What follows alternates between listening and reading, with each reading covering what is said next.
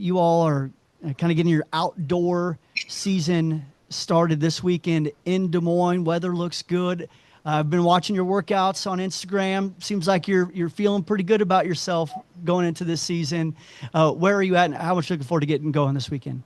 Yeah, so excited. I think this year specifically is such a long season with World Outdoors being really late in the year. So we really were patient with our development through the fall. And it's really fun having a few years under Coach Geffert and being able to see how the training is stacking. So we have a really good eye on the workouts that we did last year and comparing them to the same workouts at the same time this year. And I feel like I'm in a really good spot, and that's the awesome part about a season opener is there's really not too much stress. Just go out there, have a good time, break the dust off. It's been a minute since we raced, so just go have a good time, enjoy the environment, and yeah, that's it. And Tara, turning to you now, kind of similar question. How much are you looking forward to making your way up to Des Moines, Iowa, and participating in the Drake Relays? Yeah, I've actually been in Des Moines, Iowa, a couple of times at Drake Stadium when I was younger, and then probably in 2018, I think, or 2019. And I'm excited. I've never competed at Drake Relays. I've heard so many things about it. I'm stoked for our coach to have his family there and have his small town come and watch us compete. It's going to be pretty awesome. All right. At this time, we're going to open up for questions again. Just use the raise hand feature. And then at that time, you can unmute yourself once I call on you, and then you can ask away. And Rich, first one with your hand up. So take it away. Make sure you unmute yourself. Yep. Yes, I think so. I think you can hear me now and see me now. Okay, very good. This is more for Tara. As you mentioned, the World Championships are Tara. Sorry, I'll never get it right unless I'm face to face with you. You'll get it right now. Okay, thank you. Can you talk about how you're putting your schedule together for 2025, given the not only lateness of the World Championships, but that the U.S. Championships will be the latest in about 70 years? Yeah. I trust Coach Geffert's opinion on everything. And so I allow him to create the schedule based on our training. And, there's a lot of meets and diamond leagues that are set really well for that late of a national championships. So we'll be going off to Europe in June and then compete on that little circuit. And then, be at nationals. I think this year is a bit of a different type of year for us athletes to try to peak on the right timing. And I think where we're headed, I think we're going to be just fine. Like you said, nationals is way later than it's ever been. And I'm honestly okay with that, coming off the Olympics and how dedicated we were for this training. It allowed us to kind of take a mental break, do things, basically capitalize on our Olympic Paralympic moment. And being able to start training a little bit later in the season is definitely gonna make us last longer for sure. Okay, thank you. Mm-hmm.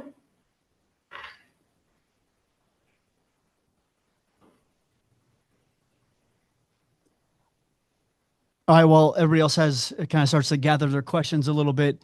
Hunter, I've got one for you here. This is a world-class field that you're going against. When you look at the field in general, what are your thoughts, and how nice is it to get that kind of competition on American soil? I'm so excited about it. I mean, this is the fastest field that I've raced probably since, college, running the SEC.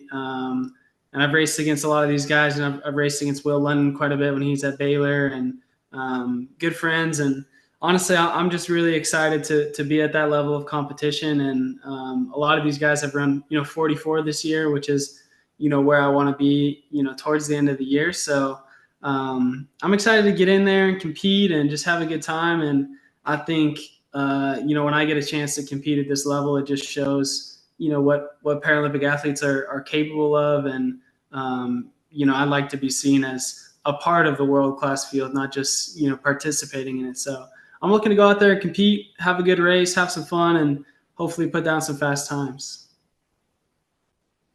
I love it. All right. Scott, go ahead and unmute yourself and ask away. Hey guys, I'm kind of losing my voice, so I have to kind of whisper. I have to reserve it for the show tonight. But anyway, thank you so much for joining us. It's great to meet you guys in person.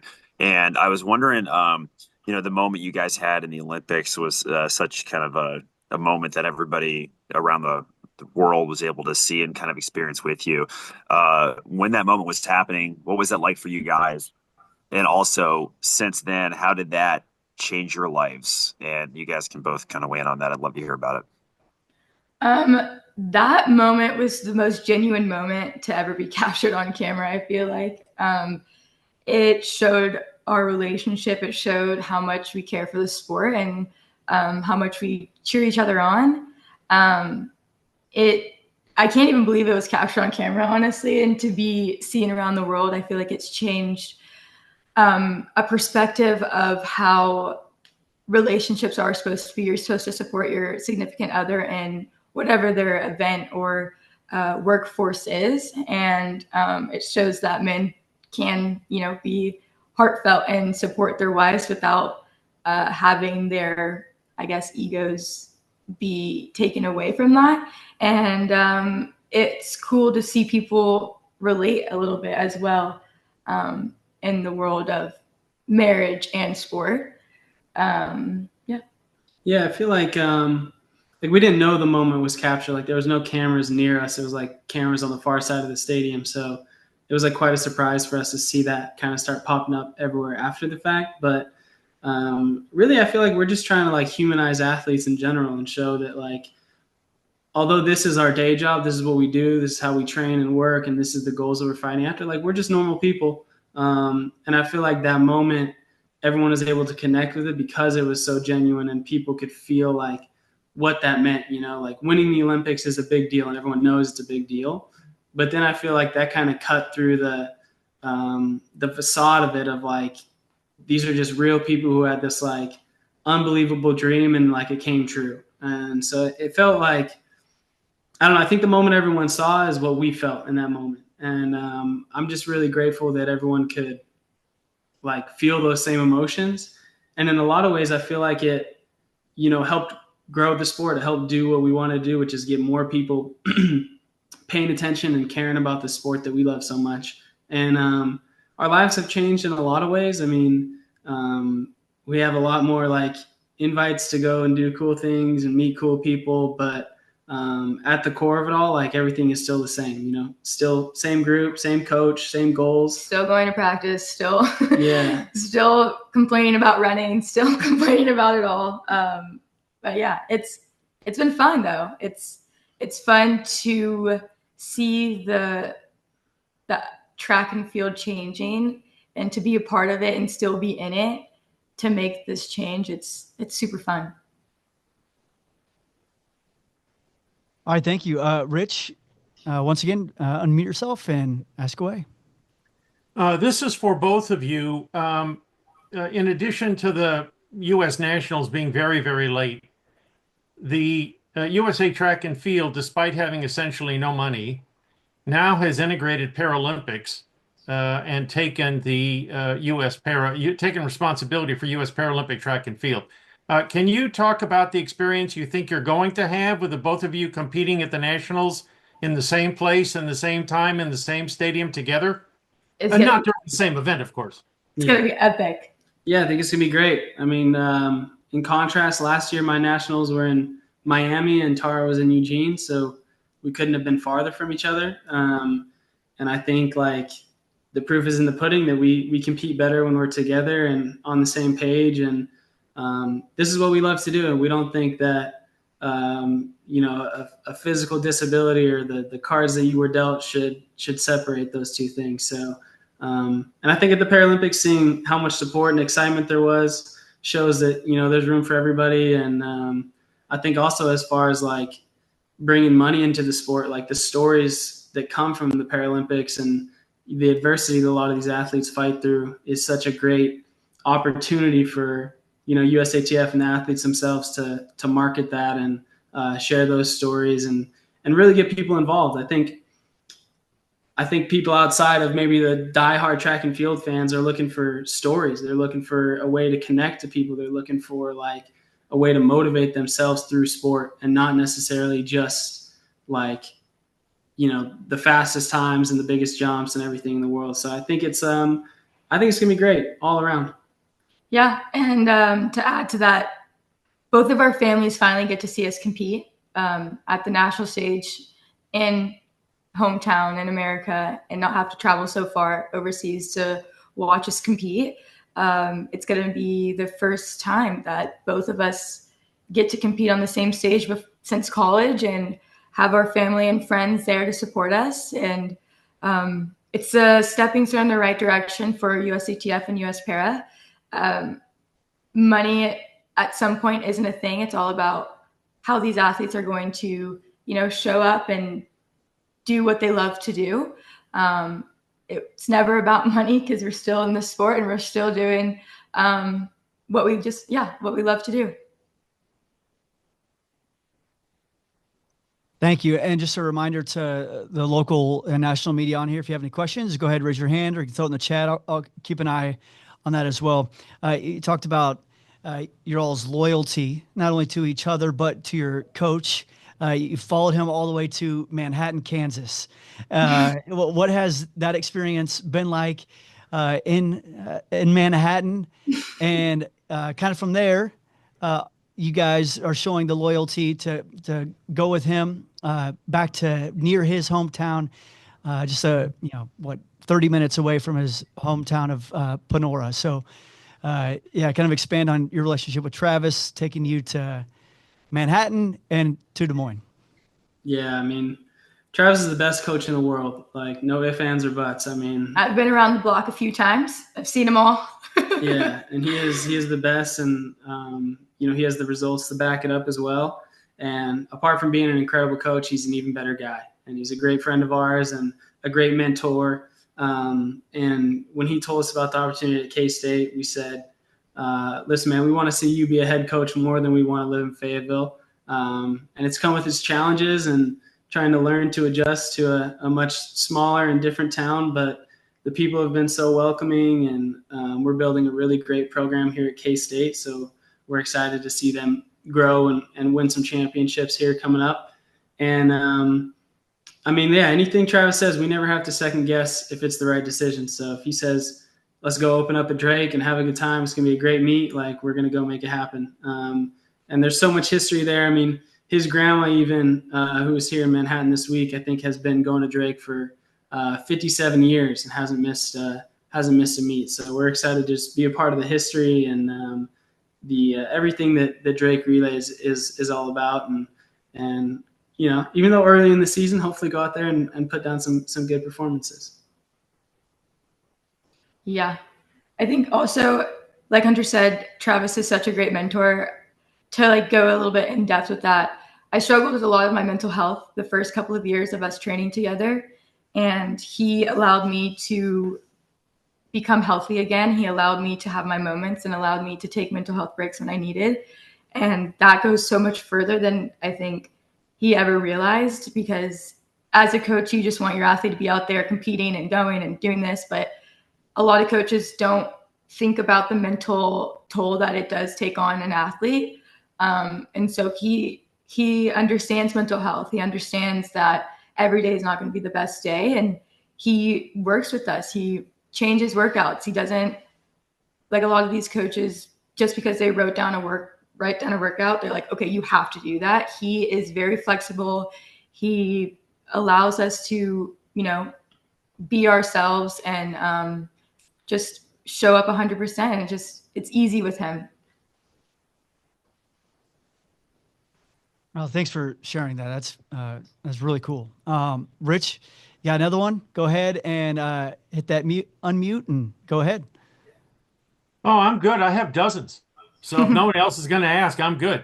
And I grew up on in Los Angeles, where we have the other Drake Stadium. Yeah. Which back when I had hair, and I have pictures to prove it, We had the national championships over and over and over again in the 70s. This is for both of you. In the 1960s, there was a very strange program called The Outer Limits. It was a science fiction program which took advantage of the interest in different kinds of sci-fi, Star Trek, and other things that were going on. What do the two of you think about your personal outer limits? I mean, in the long jump, that 752 has been out there for a long time, and in the para 400, as training gets better, as facilities get better, as competition gets better, there's no limit now to what can be done, and the prosthetics are getting better. So, how do you each think? Where do you think the outer limits for the two of you might be? Well, I mean, our biggest goal was to win the Olympics and Paralympics, and we did that, and we're still going. So if that gives you an answer, I think that we've operated really well on a no expectations kind of approach. So we just continue to show up, continue to be disciplined, do the things that we need to do, and we know that the result is, could be bigger and better than we could even expect. So we try not to even put a limit on ourselves and just just show up, give our best effort, and see what happens. We're just trying to be the best versions of ourselves, and with being the best version means, the sky's the limit. There's so many things. There's endless possibilities of what the Woodhalls, I think, can do, and we've proven time and time again that there is no limit. And so, yeah. All right, Scott Reiser from KCCI, go ahead and unmute yourself and ask away. Tara, first off, Longhorn here. So, what's up? Yes. Back to the way the Paris Olympics may have changed your lives, both you and Hunter. I know among track circles, you guys were already prior to that, big time, top of the top, in terms of like how often you got recognized. But I was curious to know, starting last summer to like now, how much more often do you get recognized just out in public or, at events, in terms of just like the amount of people like, hey, don't I know them, like that? How much of that is going on? Because I'm sure there's going to be a ton of that when you get to Des Moines here in a couple of days. Yes, it was there before. I think it's obviously it's definitely gotten more. The Dallas airport is the hub of being recognized, I would say. But it's honestly so cool because so many different walks of life come up to us. And some of us have followed us since 2017. And then some of us just started following us from the Olympics and Paralympics. So it's really cool to see where they have seen us and where they have found our lives, and it's always super positive. I love listening to people's stories and how it's impacted their lives and inspired them to go back out and run, or find. A lot of people are saying like, you've given me more hope in life and to love my wife more, and it's kind of crazy to hear all of these things when it was just like a little moment in our time. And I'm blessed to be able to speak to these people. I feel like some celebrities, you never get to see them, and just to have one-on-one time with people, it's awesome. Yeah, and I think what's really fun for us is like you mentioned before, it was like a lot of people within the track community would know us, and I think we built like a pretty great community of people who maybe weren't track fans initially and then have entered in the sport. But now even more, I feel like a lot of the people we'll talk to a lot of kids, and I'll say, yo, my mom loves you guys. Or we'll talk to, parents at different events, and they'll say, oh, my kids love you guys. And when we have conversation with these people, these are not track and field fans. These are not people who are traditionally like the fans of track and field. And we've always said that, like, if we want to grow this sport, we need to stop thinking just about track and field fans, and we need to think about how do we get everyday people, everyone else involved in the sport of track and field. How do we get them excited about this sport? So it's been so cool to hear that folks who maybe have never really had an interest in track and field now have someone to cheer for. And I feel like it's been very much the same with other athletes, with Gabby Thomas and Noah Lyles and Sha'Carri and like all these athletes who are bringing their personalities to life and showing the world. It's like they're giving everyday people someone to cheer for and someone to get behind when they're watching this sport. And I think that's contributing to the growth of the sport.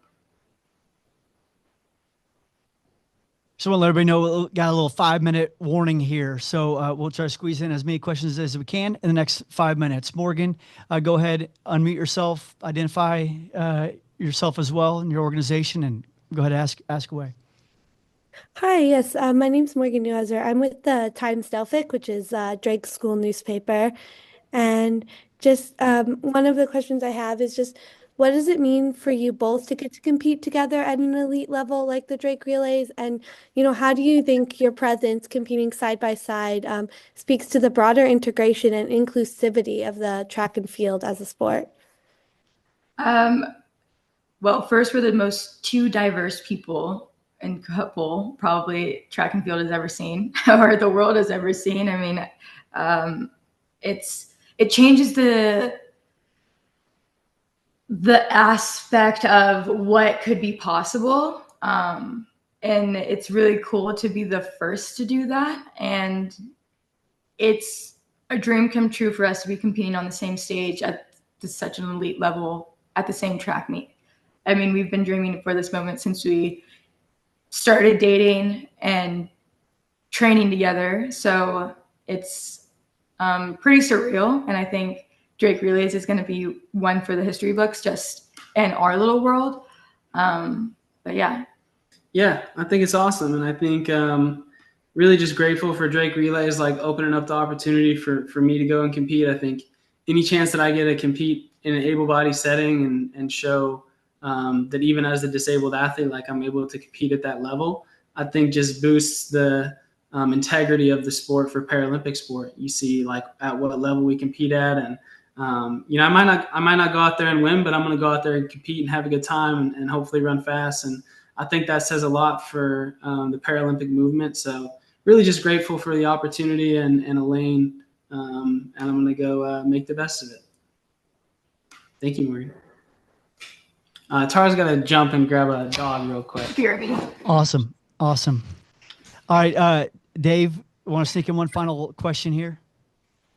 Yeah, I got a question for Hunter, actually, so that works out. Oh, great. It's comes from a little bit of a personal perspective. I have a twin brother who works in prosthetics with fitting and designing prosthetics. And when he saw you and Tara were going to be competing here in Des Moines, he started nerding out about what you wore in Paris and the science behind all of that. But for those of us who aren't as familiar with that side of what you do, can you kind of talk about how, the fitting and the selecting of prosthetics fits into the strategy that is already part of competing in track and field? Yeah, I mean, it's a whole different ball game. We kind of look at the Paralympic side of things closer to like F1 than track and field. Like I'm the driver and we're trying to build a setup that helps me do what I need to do. And as Rich said, like prosthetics are improving and we're finding new ways to improve setups. And last year, I actually switched my entire setup.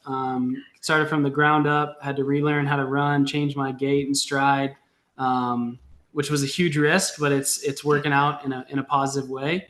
And that comes from just like working with rule changes within the sport. Things are always changing and they're making new rules to keep things fair across the board and keep allowing us to compete, on the able-bodied side. So it's kind of a balancing game. You're always like trying to work within the rules and still come up with the best setup possible. But I think at the end of the day, the thing you have to realize is that just in any sport, there's no secret answer. There's no magic pill. So I could have the best setup in the world. And if I'm not doing the things that I need to do and being disciplined and training, it's not going to help me run faster. So it really is just a baseline. And as far as your question of fit and everything is custom made. So the sockets are all handmade. Everything is like very structured. We have to measure everything, cast everything, make it work on the alignment. And we're working with degrees, 1 degree, 2 degrees, like very small margins that make a really large difference.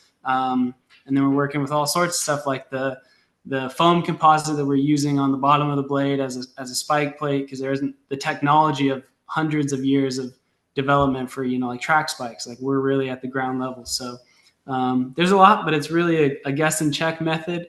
And we're just trying to get kind of as close as we can. Well, that takes us towards the end of our time here. I did have one question. Outside of Paris, have you guys competed in a same competition before, or is it going all the way back to college, or when was that? Yeah, I mean, we actually met at a competition. We were competing together in high school. So in high school, we competed multiple times together. And then in college, we competed together when we were both in the SEC and then at nationals. And then last year on a European tour, there was a few meets. But what's different about that is all of those meets were able-bodied meets that I was running competitively enough that I was able to get in those meets or in the NCAA. The difference now is that we're integrating Paralympic and Olympic competition together in the same meet. So that's a first for sure for us.